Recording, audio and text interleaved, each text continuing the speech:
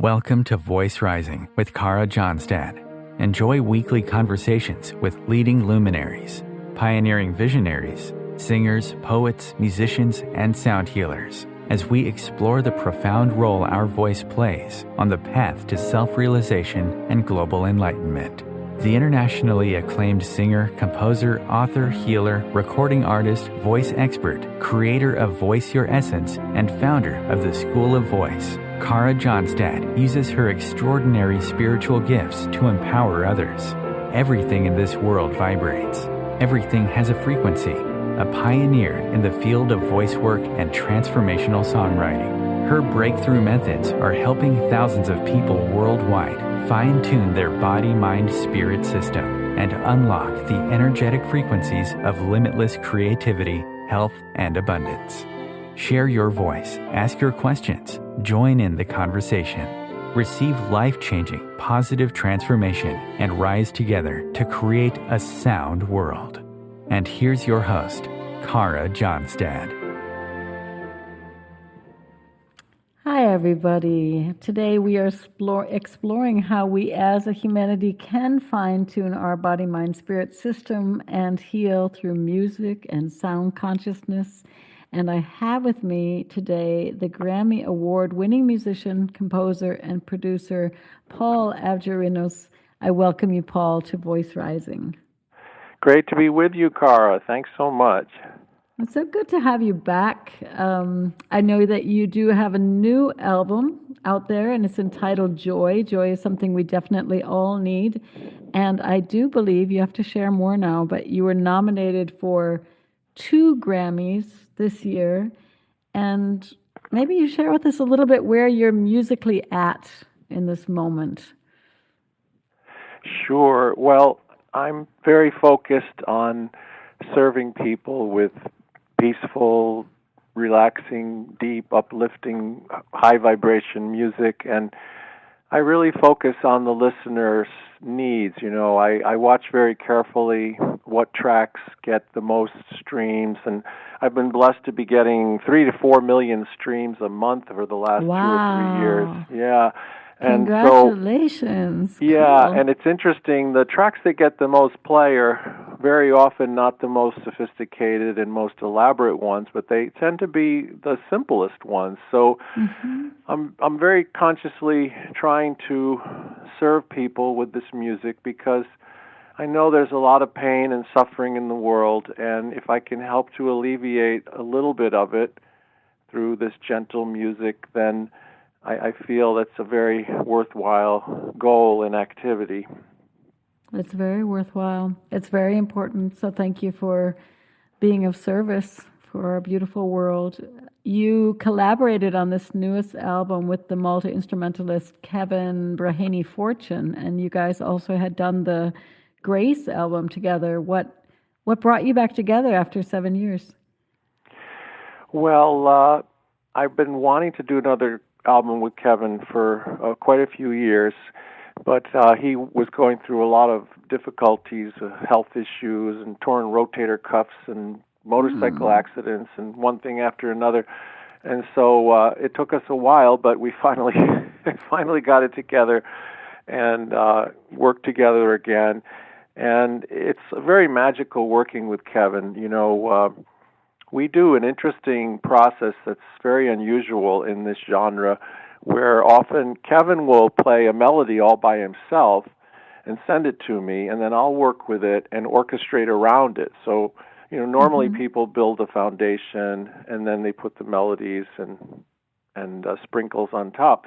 But in this case, for many of the tracks on Grace and on Joy, we work the other way around, and I find it very refreshing and enjoyable to work in that different way with him.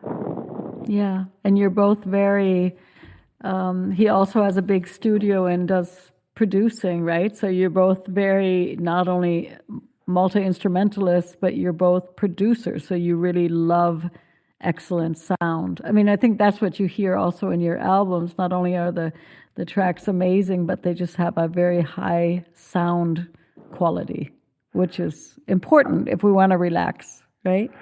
Right. Yeah. Thank you for that. It's true. We do focus on quality. We're both long-time, 40-year plus careers as engineers. So Yeah. we keep the bar pretty high for sound quality because we realize that once you release something, that's it. You can't take it back and fix it later on. So That's it. so you have to put a lot of work into it to make sure that it's as lovely as you can make it before you release it. And fortunately, we both have a lot of skill and experience, so we're able to work together pretty quickly, which you can't do with everyone. There's a chemistry there and a synergy. And Kevin is very psychic. He actually does a lot of work as a psychic and a healer and a channel, and he just seems to be able to read my mind. He knows what I'm looking for and anticipates it, which is really great. Doesn't take we don't have long conversations about what needs to be done. Beautiful. Paul, I would love our listeners to have a taste of this new album, and we're going to start with the track Joy Is, which is the opening track on the new album. Would you like to share a few words about this track, or should we just go right into it?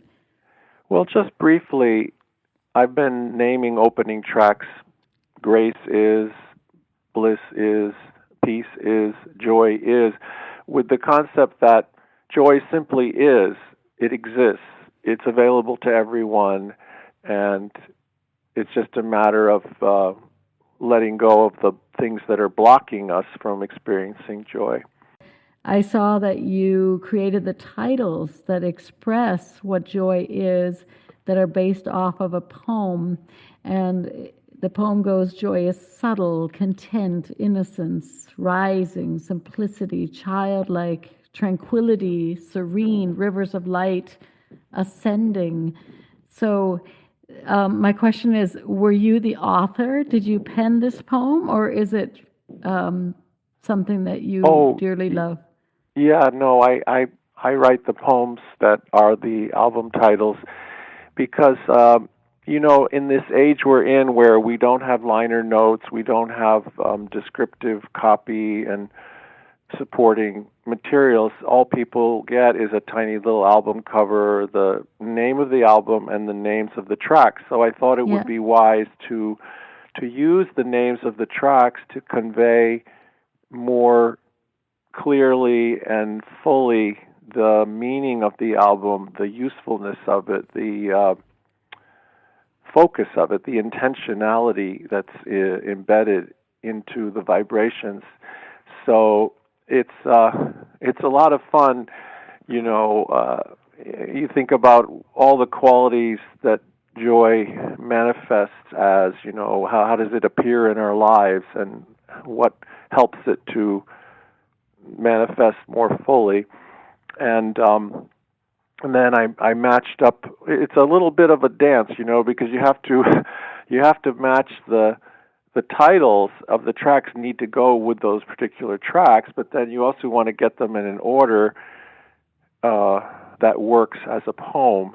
So it's a lot of fun. It's basically writing poetry process work, which I enjoy. I've been writing poetry for ages, so just as a vocation. So. Sounds like a new project, Paul. Yeah, sounds like a new project fun. to bring out a beautiful poetry book together with your music. I mean, I guess you do have it now in the form of the titles of the album, but suddenly I got this image of visuals and that music. Might be fun. Yeah. One of my poems was published about 25 years ago. The titles of Words Touch. That's an album back from the late 90s. Those titles also form a poem, and so that might be fun to do because I've got quite a few of these now. Yeah, I can imagine. Let's see if Christopher is there on the other end, and then we can listen into your first track, which is called Joy Is.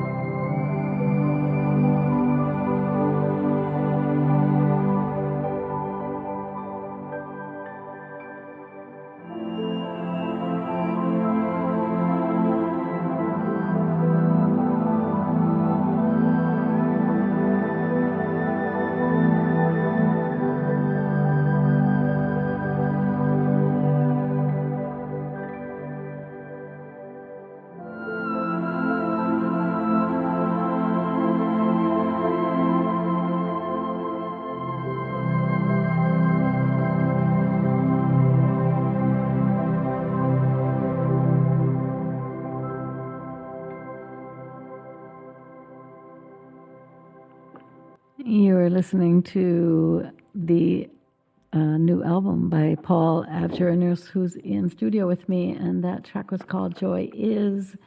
Paul, we cannot cure the world of its sorrows, but we can choose to live in joy. And so what are some simple ways that you invite joy into your life each and every day? Right. Well, it's there are a lot of simple techniques that work, and practicing gratitude, making lists of all the wonderful things, wonderful blessings that we have, things that we're grateful for, people that we're grateful for, and cultivating forgiveness and acceptance of the things that upset us or bother us, offering that up to God, up to a higher power, and so that we don't carry around a worry or a stress or a sadness about suffering that exists in the world. And just focusing on being peaceful and content. For me, that means chanting my Amma mantra as much as possible, and helps to keep my mind quieter, because that monkey mind can really take us to all kinds of unpleasant places very quickly. Take us out on the limb. Take us out on the limb, and then it starts sawing off the limb that we're sitting on. It's kind of a crazy.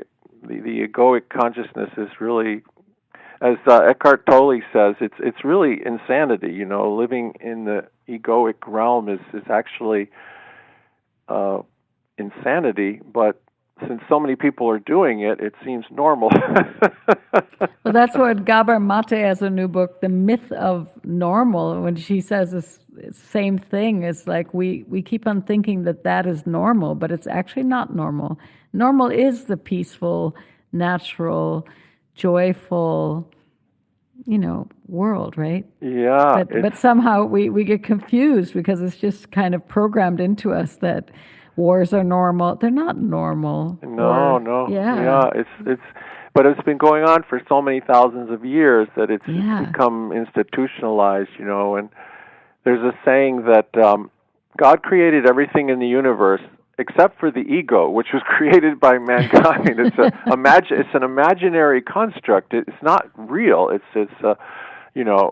thinking that thoughts define reality is insane. How could it possibly? How could a word? English is a made-up language that you and I understand, but there's plenty of beings that don't speak English, and it's completely meaningless noise to them. So how could these so-called words actually encapsulate reality? Reality is huge and mysterious and magical and unfathomable. So it's it's really insane, but it's also comical. It's like, well, I'm going to explain to you the universe and everything and how things work. And it's like, oh, really? Okay, well, let me get my paper and pencil so I can take notes. Oh, exactly. Or you set your intent and you reach your goal, but then something comes in between, like you get stopped at a traffic light or something, and your whole timing for the day is gone. Exactly. Yeah, exactly. There's no real happiness in duality. In worldly existence is full of ups and downs. One day you feel great, the next day you don't feel so good, and you have successes, you have failures, you have life issues, and everyone experiences this. But people keep looking for happiness in the wrong place. Happiness is in oneness. It's in the spirit. It's in unity consciousness, and it's also in the non-physical. Advaita Vedanta, that what they call non-dual awareness, is where real bliss is. You and I are one, and in there's comfort and a quiet joy. Yeah, I hope that the people start pondering on this. We're going to take a small break, and while we break, we're just going to start pondering on that the air that you breathe is going to be my breath soon, and that the sky that you're looking up at is also the sky that I look up at tonight. Just a short break. We're going to be back with Paul Avgerinos in just a second.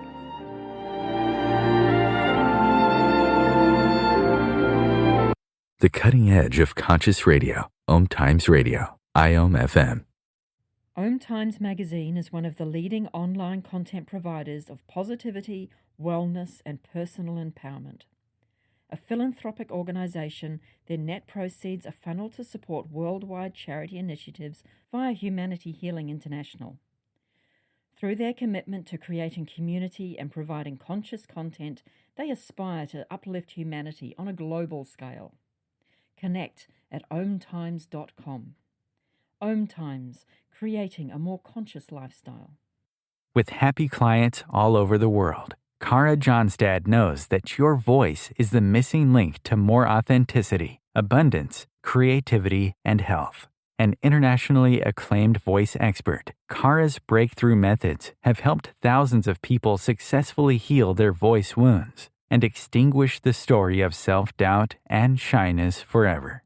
Join in group trainings, attend online sessions, schedule one-on-one time, and invite Kara to work with your organization and community. Get started today. Go to www.karajohnstad.com and receive a special guided meditation designed to fine-tune your inner voice and welcome you on the voice journey.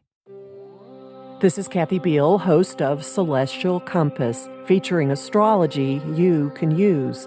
Celestial Compass points you to what's going on in the sky and what you can do with it down here on Earth. We also explore fun, effective, and cosmic tools for navigating this adventure we call life. Join me the first and third Monday of the month at 5 p.m. Eastern Time for Celestial Compass. It's enlightening, entertaining, and empowering. If I could be you, and you could be me, for just 1 hour. if you could find a way, To get inside. each other's mind. walk a mile in my shoes. Walk a mile in my shoes. Walk a mile in my my shoes. shoes. We've all felt left out, and for some, that feeling lasts more than a moment. We can change that. Learn how at belongingbeginswithus.org, brought to you by the Ad Council. Walk a mile in my shoes.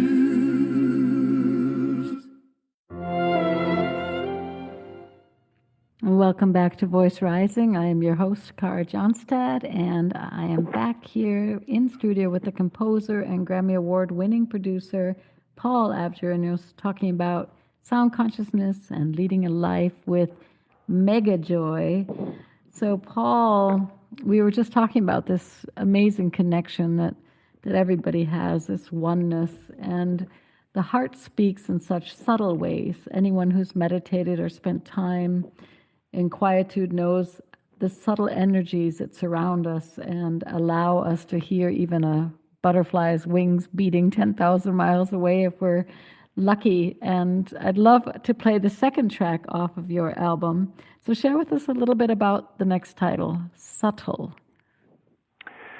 Right. Subtle is exactly what you were talking about, that the signs of joy and bliss, the life of these beautiful qualities, I compare it to flowers. You know, flowers are very delicate and vulnerable, but they're some of the most beautiful creations in our world.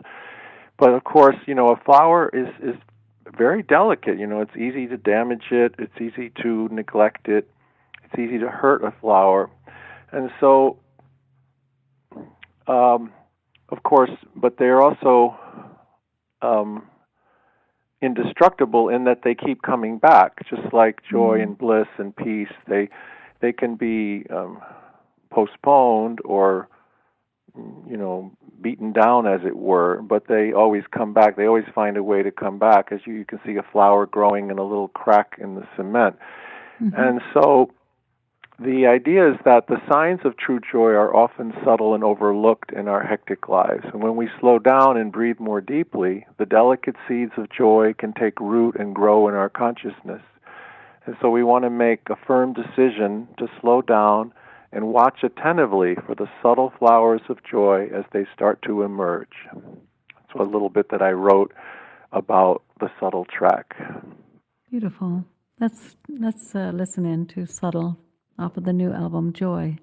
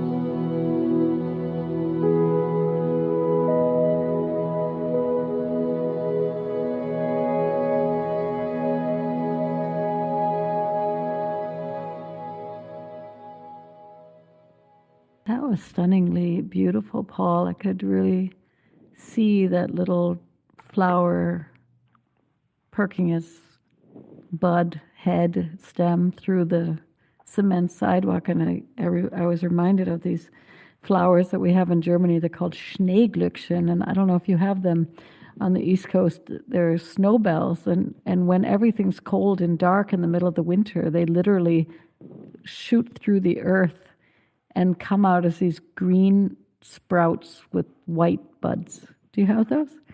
Oh, yes, I have seen those. They're, very lovely, and it definitely encapsulates what we're talking about. Amma uses the flower metaphor quite a bit. She says that we're all beautiful flowers, and we should just allow ourselves to bloom and express the beauty and the joy and the bliss that's within us, and not to worry about the sometimes frightening outer world. Or she'll say, just to light your little lamp and move forward with courage. It takes, you have to be brave, actually, to be a spiritual warrior, to be happy, to be truly happy. You have to be brave, you have to be confident in your true nature and not be put off by all the noise that is in the outer world and the scary things that seem to go on constantly in the outer world. Yeah. Now, I was thinking about this when I was researching for this interview, because joy is also, everybody, wants, they say, oh, let's be joyful, let's have joy, but few people have the courage to really make it a life practice every day, to step into joy. And it's a curious feature of regimes sometimes to ban joy. For example, I was remembering in a history class where in China under Mao, it was forbidden to listen to Beethoven, or I'm in Berlin, and during the Nazi regime, it was forbidden to listen to jazz and blues. And so dance and music have also been, joyful moments have also been suppressed from our consciousness, so that we don't have this feeling of coming back into our true nature.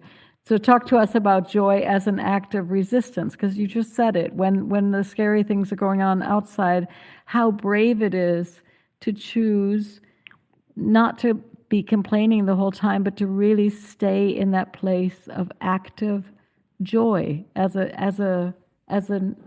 activism, as a conscious choice. Yeah, I got a very strong hit as you were saying that. It's very profound. People normally associate, I've got to resist the fascist regime. I have to speak truth to power. I have to stand up. I have to fight.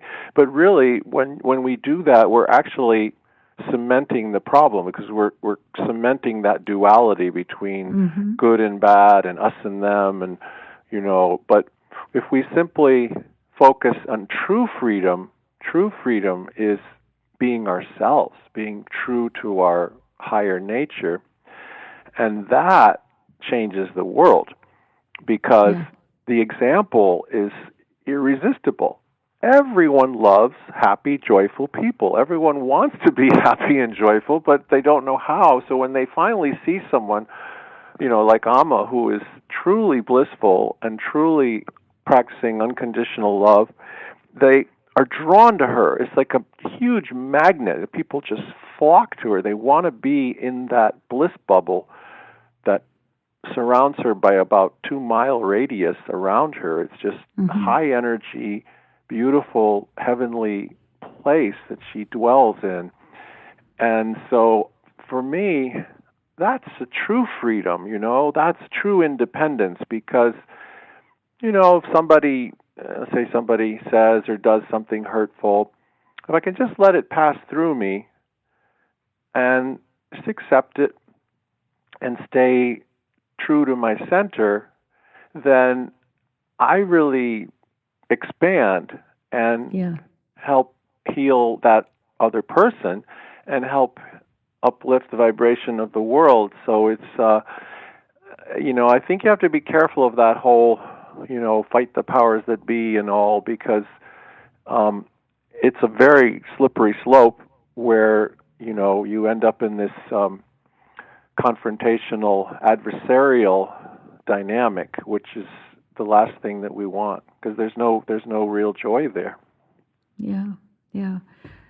I was just thinking about how joy is also just like laughter and just like tears and just like yawning. Joy is also very contagious.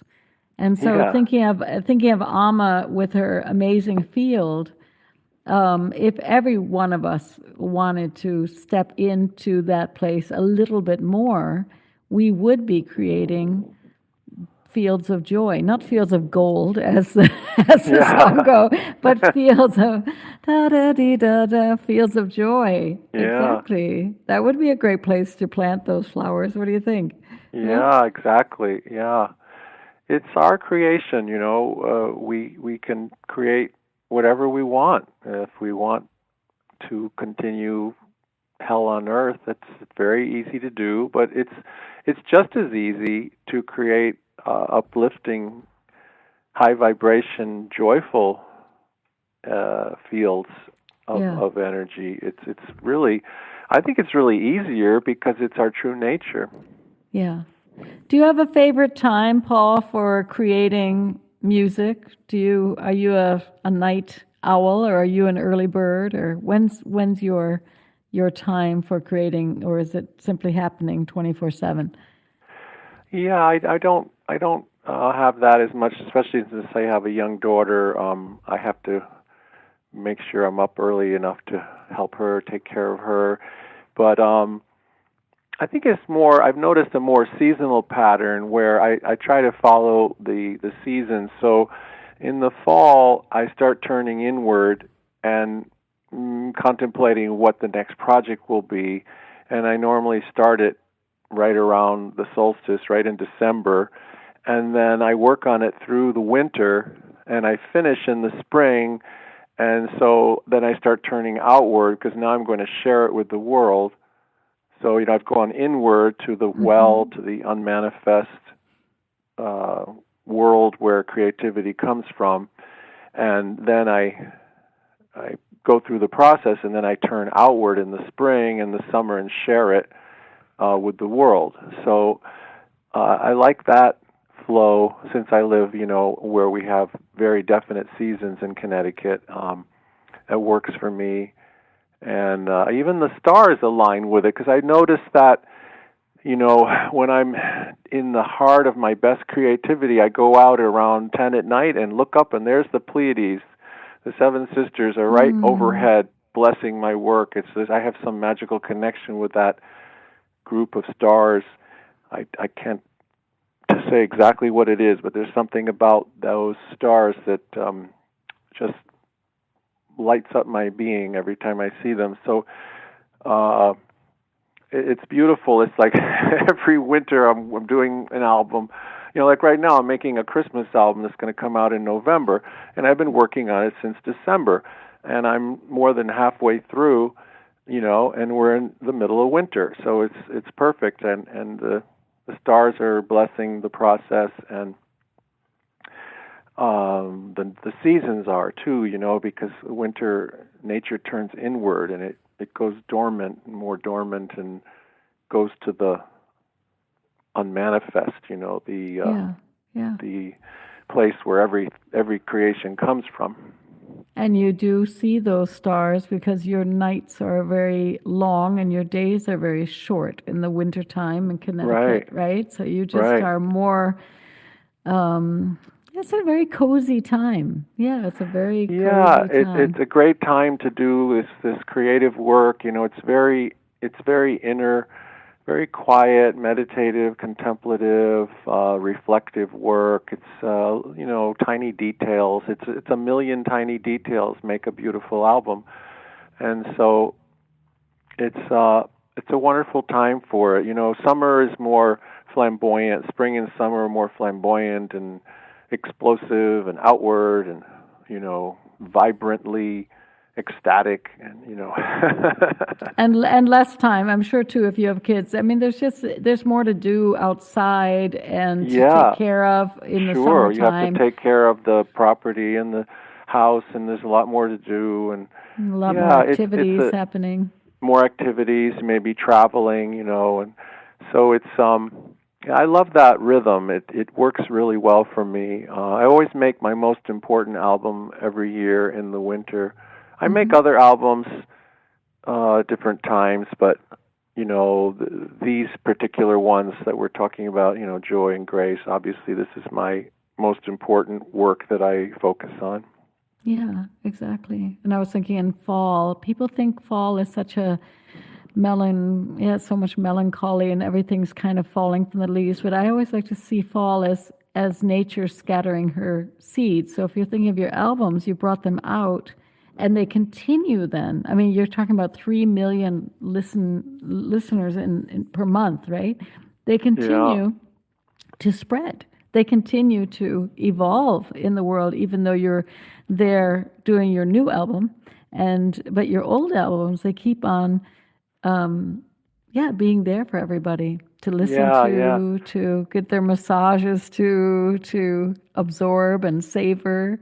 It's pretty special how music has its way to penetrate through time and space. It's pretty amazing. Yeah, I always feel the fall is like the beginning of the year.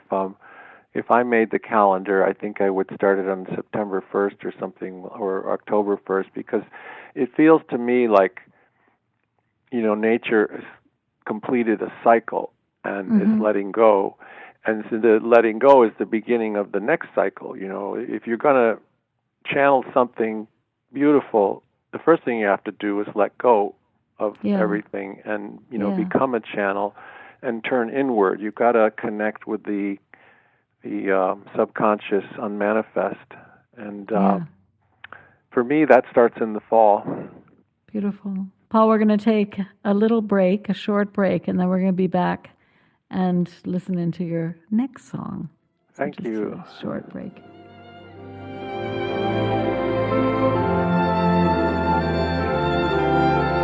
Bringing a more conscious lifestyle to your world. OMTimes Radio. IOM FM.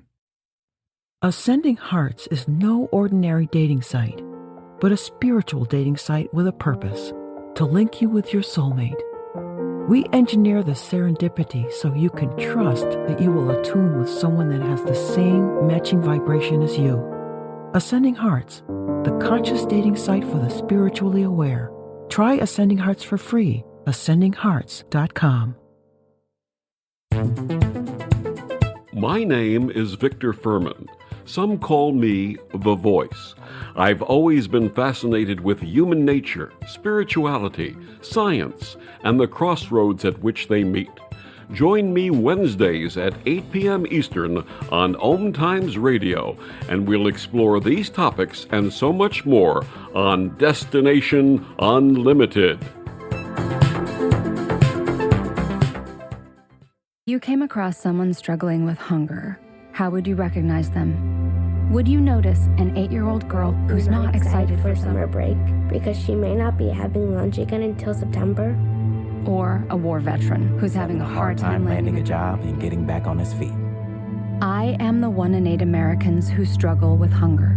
I am hunger in America.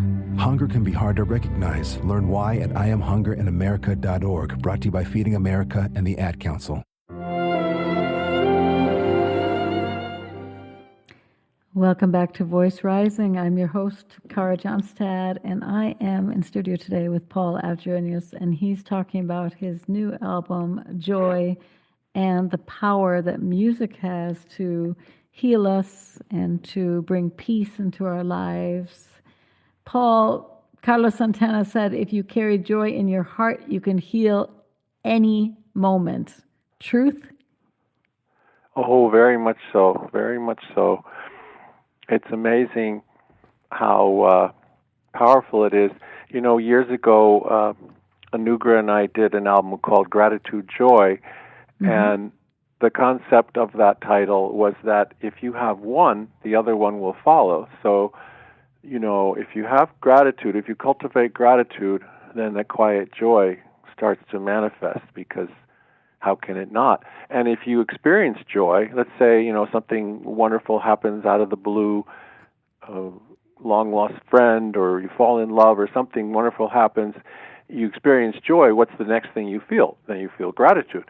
So it's a virtuous circle that one feeds the other, and it's an upward spiral. It's an auspicious spiral that is very blessed. And then synchronicities happen, and luck, what people call luck, or what I call the grace of God, can come into your life because you're preparing the soil for it.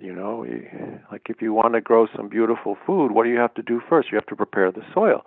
You make sure it has the right nutrients and the right amount of water and the sun, and then there's a good chance you can grow some lovely food. And likewise, if you want grace and joy and bliss to come into your life, you have to prepare your life. You have to remove the things, let's say, remove the weeds of jealousy and hate and fear and darkness and sadness. You have to pull those weeds out. You have to figure out a way to get them out of your system. Yeah, you have to tend to it, right? Yes. People forget that. Life is a lot like gardening in that way.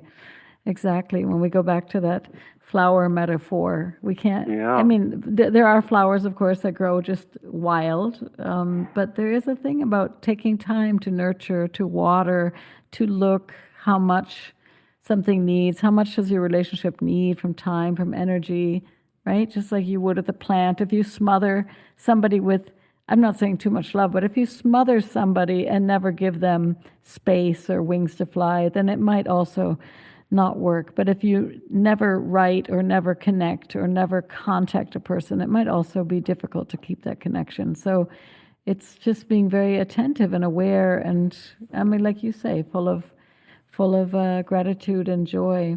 Paul, tell us about your next song. So we're playing today the first 3 tracks off of this new album. The new album is gorgeous. So for you guys listening out there are many, many more tracks than we're able to play today on the show. But the next track is called Content. And what were the images that were arriving while you were composing this song, are you and Kevin? Right. Well, I wrote a little paragraph about it because this was one of the feature singles, and I wrote that everyone wants to be happy, but it's not a feeling that comes just by hard work. When we focus on being peaceful and content, we create the fertile soil in which joy can take root and blossom. It is counterintuitive. As we relax deeply into acceptance and equanimity, joy arises naturally and effortlessly in our life experience. Beautiful. Let's listen in. Content.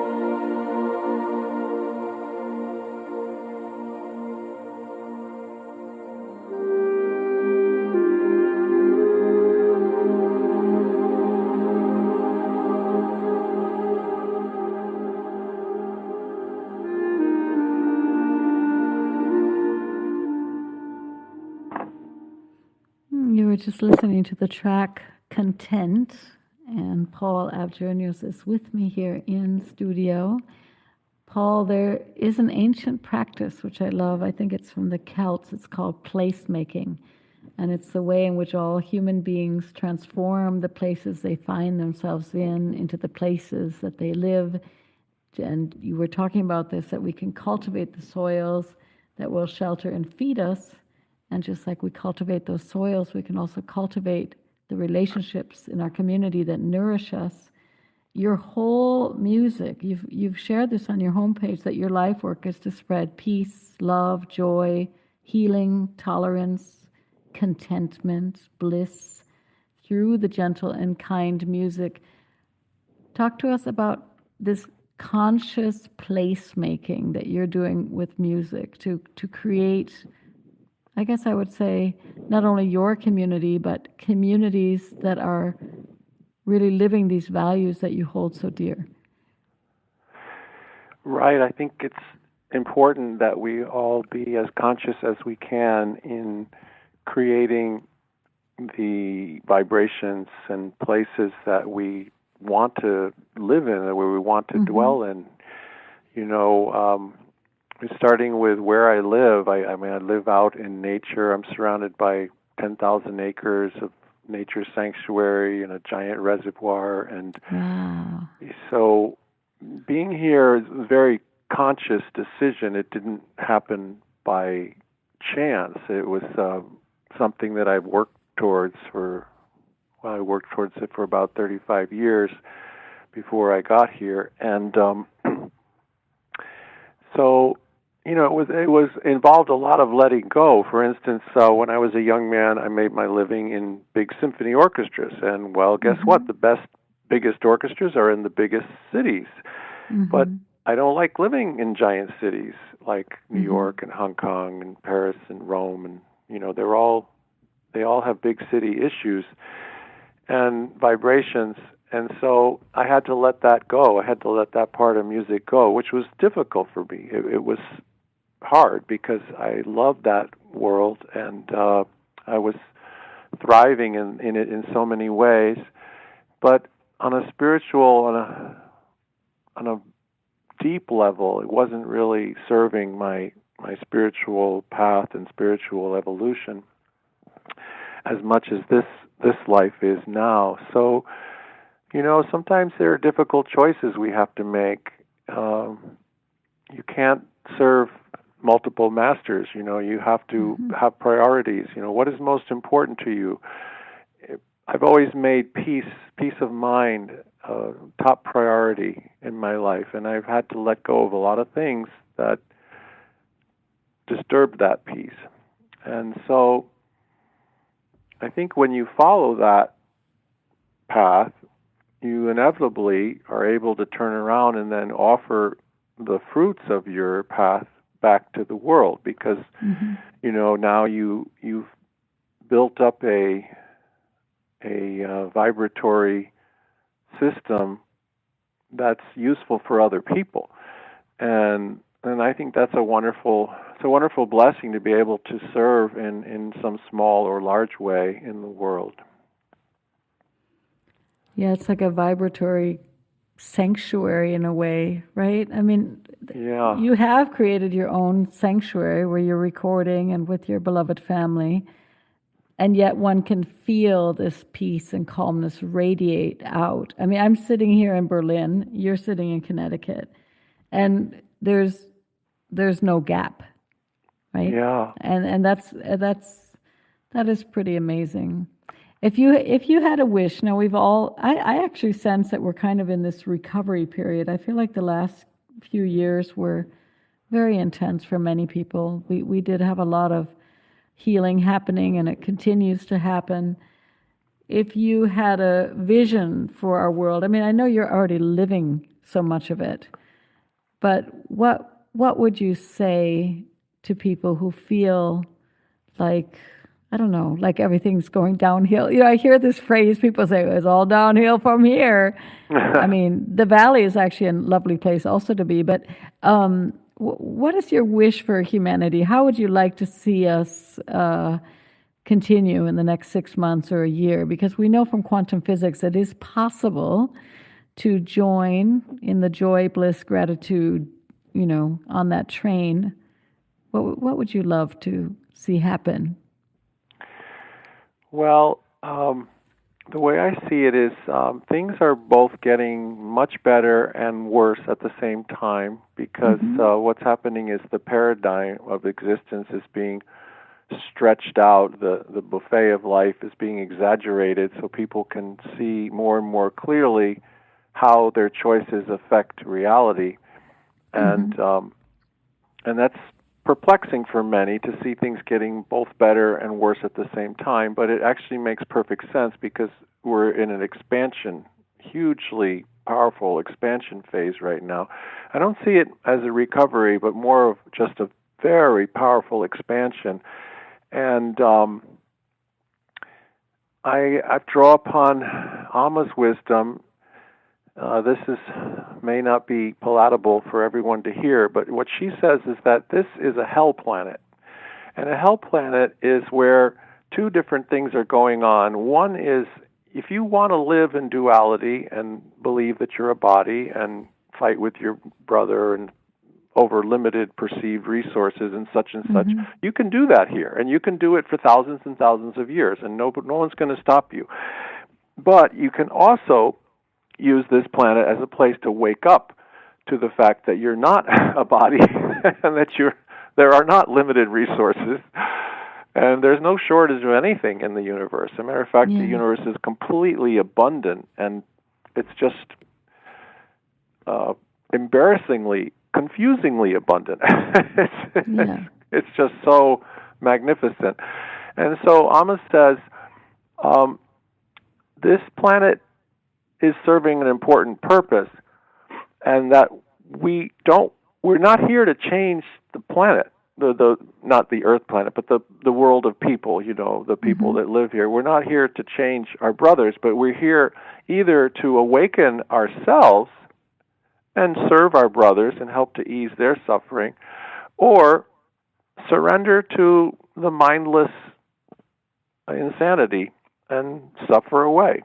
So I think that's the way I look at it. But when I say we're in a tremendous expansion, is that since I became conscious of this in the mid-'70s, since then I've seen this exponential growth, especially the last 10, 15 years, exponential growth in the desire for true wisdom and awakening and mindfulness and wellness is just exploding. I think so many young people are craving this divine wisdom, and so that's very encouraging.